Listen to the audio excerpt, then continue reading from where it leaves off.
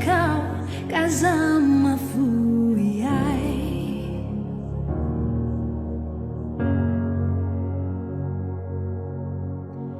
Rai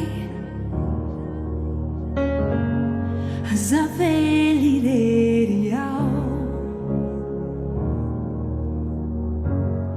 Te itumbo aminau Ka E famiesa kau Hazaveli Reriau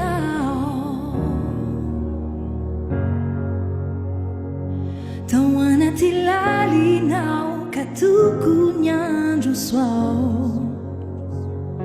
Ne fami siracha pusira feri vau vau Saru chami kyu Wimbula mi sifana Tenan Ne fatein wow Kasama fuyai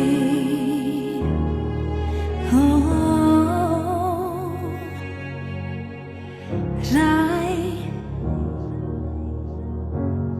Fantachu fanyuva au Sengiti ai fonha nau Harinheza ka Não paeri ni fuku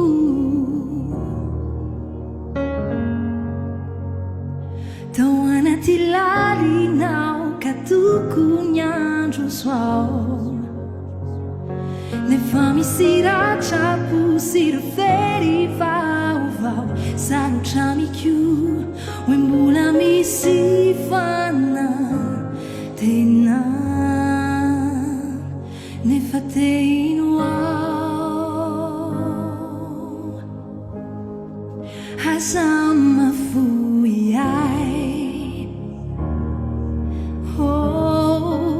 Azama fuyai Te socio Azama fuyai Azama fuyai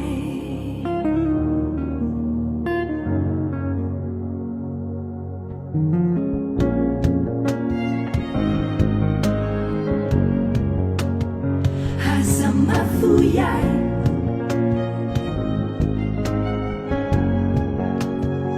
Azama fuyai